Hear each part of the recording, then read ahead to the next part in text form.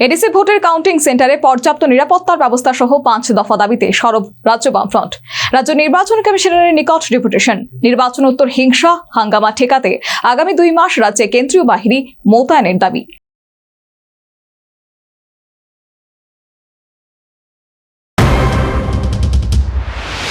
গত 12 এপ্রিল রাজ্যে এডিসি নির্বাচন অনুষ্ঠিত হয়ে গেল। এবার ভোটের গণনা তা হবে আগামী 17 এপ্রিল। এই নিয়ে বিভিন্ন রাজনৈতিক দলগুলি তাদের মতো করে প্রস্তুতি নিচ্ছে। এরই মাঝে মঙ্গলবার 5 দফা দাবিতে রাজ্য নির্বাচন কমিশনের ডেপুটেশন প্রদান করলো রাজ্য বামফ্রন্টের এক প্রতিনিধি দল। এদিন ডেপুটেশন শেষে সাংবাদিক সম্মেলনে মিলিত হয়ে বামফ্রন্টের নেতৃত্বরা উপস্থিত ছিলেন। রাজ্য বামফ্রন্ট চেয়ারম্যান মানিক দে, বাম উপজাতি নেতৃত্ব নরেশ জমাতিয়া, সিপিআই রাজ্য সেক্রেটারি মিলন বৈদ্য সহ বামফ্রন্টের অন্যান্য দলের নেতৃত্বরা। ডেপুটেশনে বামফ্রন্টের পক্ষ থেকে আসন্ন এডিসি নির্বাচনের ভোট গণনায় কাউন্টিং হলে পর্যাপ্ত কেন্দ্রীয় বাহিনী নিয়োগের দাবি করা হয়। কমিশনের সঙ্গে দেখা করেছি। মুখ্য বিষয় ছিল যে কাউন্টিং হলগুলো অতীতের অভিজ্ঞতা ভালো না। আমরা অতীতের অভিজ্ঞতার কথা কিছু বিষয় তুলে ধরেছি।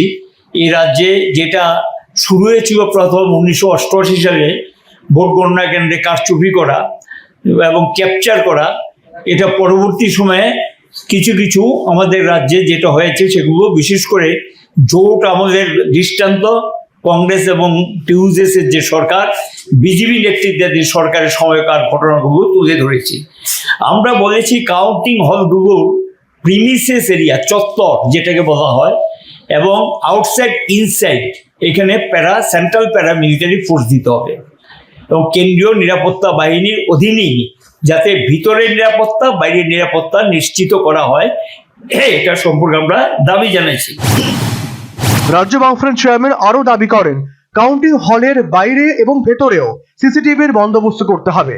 সেই সাথে এই বিরোধী দলের কাউন্টিং এজেন্টদের নিরাপত্তার প্রয়োজনীয় ব্যবস্থা গ্রহণ করতে হবে। এজেন্ট যারা, তারা যাওয়ার পথে যাতে বাধাপ্রাপ্ত না হয়, ফেরার পথে যাতে বাধাপ্রাপ্ত না হয়, তাদের নিরাপত্তার দায়িত্ব ইলেকশন কমিশনকে এনশিওর করতে হবে এবং আরক্ষা।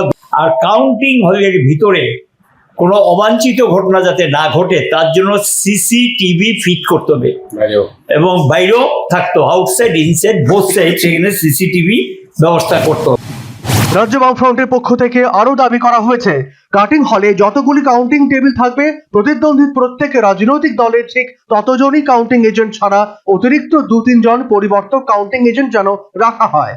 তাছাড়া প্রত্যেক প্রতিদ্বন্দ্বী রাজনৈতিক দলের কাউন্টিং এজেন্ট এরা যেন সংশ্লিষ্ট এডিসি কেন্দ্রে ভোটার হন। এদিন বামফ্রন্টের নেতৃত্বরা ভোট পরবর্তী হিংসা নিয়েও আশঙ্কা প্রকাশ করেছেন। তাদের দাবি, ভোট পরবর্তী হিংসা হাঙ্গামা রোধে যেন আগামী 2 মাস কেন্দ্রীয় বাহিনী রাজ্যে মোতায়েন করা থাকে। সম্পন্ন হওয়ার পর আমাদের রাজ্যে আমরা লক্ষ্য করছি ভোটের পরবর্তী সময় হিংসাত্মক ঘটনা ঘটে। একদল হারবে একদল জিতবে, এটাই নিয়ম, গণতন্ত্রের প্রক্রিয়া এটাই হয়। এখন সেখানে গিয়ে দেখা যায় একদল হারে একদল জিতে, কিন্তু সেখানে গিয়ে যে দল জয়ী হয় তারা গিয়ে সেখানে আক্রমণ সংগৃহীত করে, সাধারণ মানুষের সম্পত্তি লুটপাট হয় এবং শারীরিক নিগ্রহ হয়, এমনকি আগুন দেওয়ার ঘটনা ঘটে।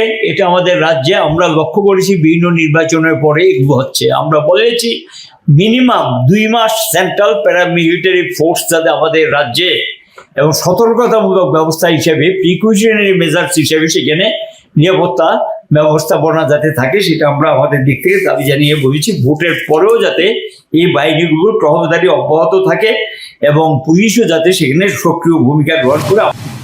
সর্বোপরি এডিসি নির্বাচনের গণনাকে অবাধ, শান্তিপূর্ণ ও সন্ত্রাস মুক্ত করার লক্ষ্যে রাজ্য নির্বাচন কমিশনারের দ্বারস্থ বামেরা। বামফ্রন্টের একটি প্রতিনিধি দল রাজ্য নির্বাচন কমিশনারের নিকট 5 দফা দাবি সম্বলিত এক স্মারকলিপি প্রদান করে।